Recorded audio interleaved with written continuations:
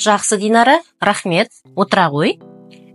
Енді Әселді тыңдайық, балалар. Келе қой, Әсел. Мен бүгін сіздерге Бақыт есімді құрбымның қоғамды ізгілендірудегі бастамалар туралы айтып бергім келеді.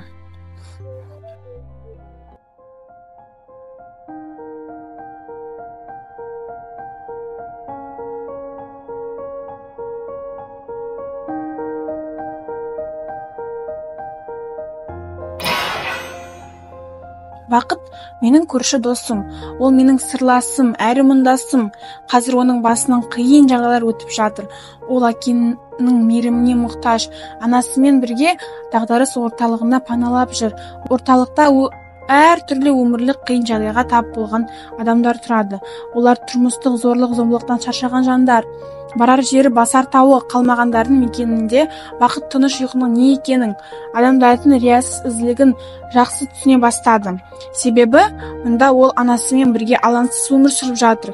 Мұндағы адамдар оған қолдау көрсетіп, жылулық танытады. Туған әкеден қорлық көріп, пана іздеп келгенде басынан сипап, мейірімін шашқан осы ортаның жақсылығына қайтарым ретінде Бақыт мұндағы балаларға көмек қолын созып, оларға қамқор болуда.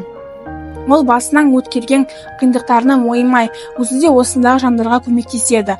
Мысалы, сабақтан соң Бақыт дағдарыс орталығында балаларға сабақ үйретіп, олардың білімін жетілдіруге үлес қосады. Өзі өзгенің көмегіне, жылуына мұқтаж болса да, Бақыт келер күннен күдер үзбейді. Ол өзгелерге жақсылық жасау арқылы өзінің де жақсы адам бола алатын сенеді. Бақыттың бар арманы өзі сияқты өмірлік қиын жағдайға тап болған жандарға демеу болу, оларды қолдау, өмірден түңілмеуге, үміт сыйлауға ұмтылу. Сол себепті Бақыт болашақта осындай орталықта қызмет ететін әлеуметтік педагог болуды армандайды.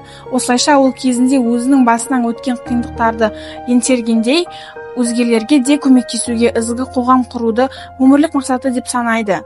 Ол қоғамды ізгілендірудің жолы бұл өзінің басынан өткенді ұмытпау, өмірлік қиын жағдаяттарға тап болғандарға көмек көрсету.